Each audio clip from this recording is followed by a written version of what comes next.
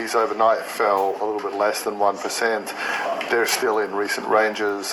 The only asset that's really been on the move is of course, crude oil. And even then, the move up in crude oil falls well short of pricing in a very strong chance of something like the Straits of Hormuz, a serious disruption to global oil supplies. There's just, that massive uncertainty that you are referencing. That is, keeping traders reluctant to move, especially before the Fed, which is coming up. But even just more generally, when you think of all of the issues on which, such as trade negotiations and other matters, it's vital for a range of world leaders to talk to Donald Trump, and they haven't been able to talk to Donald Trump. And in general, the US regime is built around the idea that he is the decider, and he's not really got the capacity to decide on anything at the moment other than what he's going to do about Iran and Israel, which means that things like trade negotiations and other matters are on the back burner. And it also gives you a sense of whether markets are perhaps underestimating this potential for fresh turmoil, and I think that's part of the insights that you've been providing recently. But wanted to ask you, Garf, as well, what will the Fed likely signal? What can they likely signal? Is there consensus on this? Well, on the one hand, they're definitely not going to move rates. They're also likely to, especially Chairman Powell, likely to sort of stick with their current overall stance that they're in a good place. It's not that they're definitively moving away from the easing cycle that they started last year, but they don't see any rushing need to cut interest rates at a time when employment is still pretty strong, and although inflation has been moving in the right direction, it's still a touch elevated. The sting in the tail could be what the overall members of the FOMC deliver when it comes to their summary of economic projections, also known as the dot plots. What are they seeing there? And there's a fairly strong chance that they're going to be perhaps a little bit more concerned about inflation potential. That's just on the back of the tariffs, which, remember, we're in a situation where we don't know what the final tariffs may or may not be, and even if you assume that the tariffs stay at the levels they are now, which seems like a fairly decent assumption, that's still the highest effective tariff rate for the US in decades. That is going to feed into, or certainly the Fed officials are going to expect that to feed into inflation expectations, to push towards inflation staying elevated.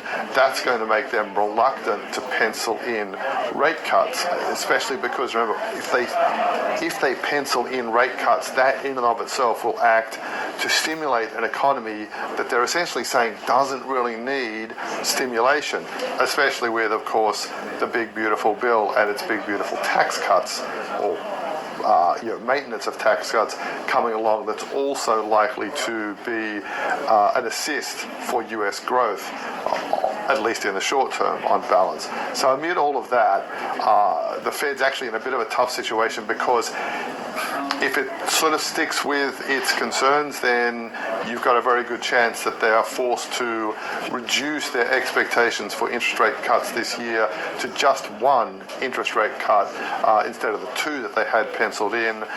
That is going to be seen as hawkish one way or the other.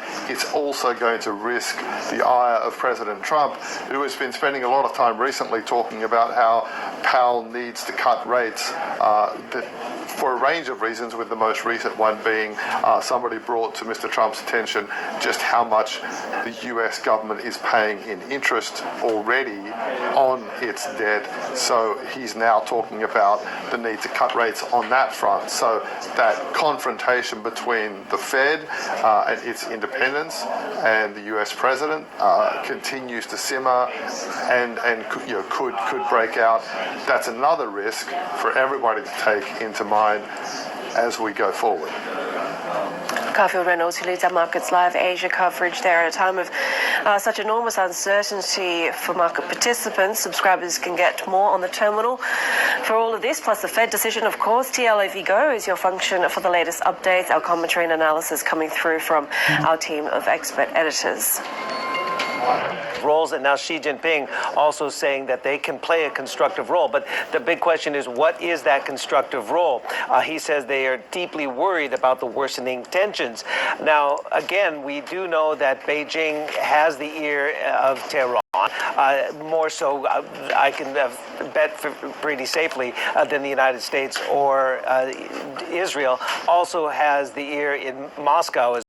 So Beijing can play a constructive role in maybe trying to shape the response to what Israel is doing. But again, the Ministry of Foreign Affairs yesterday, when asked in their regular briefing, said that they called on all parties concerned, especially as those that have a special influence over Israel, to stop the conflict from spilling over. That obviously is a veiled appeal to the United States. Now, again, there's the humanitarian side, then there's the financial side, and the oil market's obviously critical to China. They get about 2/3 of their crude imports from the Middle East, and the concern there, obviously, is that the escalating tensions between Israel and Iran could potentially escalate and spread into other areas of the Middle East.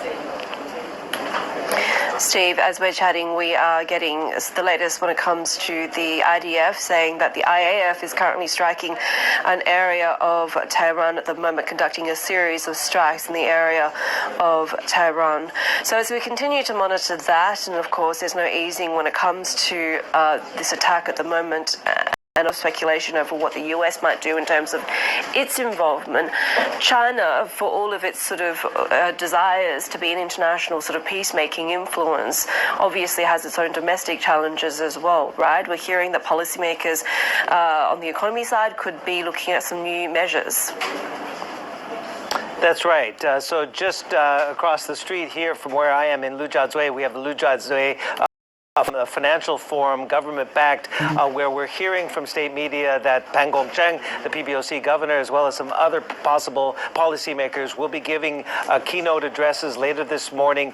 And state media is saying there will be some financial policies, major financial policies announced in those speeches. We don't know what they're going to entail. However, if you start looking at the verbiage from Chinese leaders, Li Qiang, the premier, on Friday, reiterated the quote-unquote stop declining pledge as it relates to property. That is something policymakers last September also said. We need to stop declining we need to see a stopping of declining in the property market. And then we saw subsequently a bunch of policy measures rolled out. But as evidenced by the more recent numbers, aside from retail sales, which had a blip upwards in May, property continues to be a big drag on this economy, and new home sales were down, used home sales were down, property values were down, new property investment were all down. And again, on Friday, we heard from Li Qiang say property market has to stop declining. So again, that has led to some speculation that perhaps we could get some policies targeted at property here at the Lujiazui Forum, as well as we know Financial Secretary of Hong Kong, Paul Chan, is here. He will be signing agreements with the Shanghai government to expand their financial cooperation. That's led to speculation. The Connect link between Hong Kong and Shanghai could be expanded. Chief North Asia correspondent Stephen Engel there in Shanghai, watching out for those policy announcements potentially today. More ahead on the Asia trade, though. This is Bloomberg.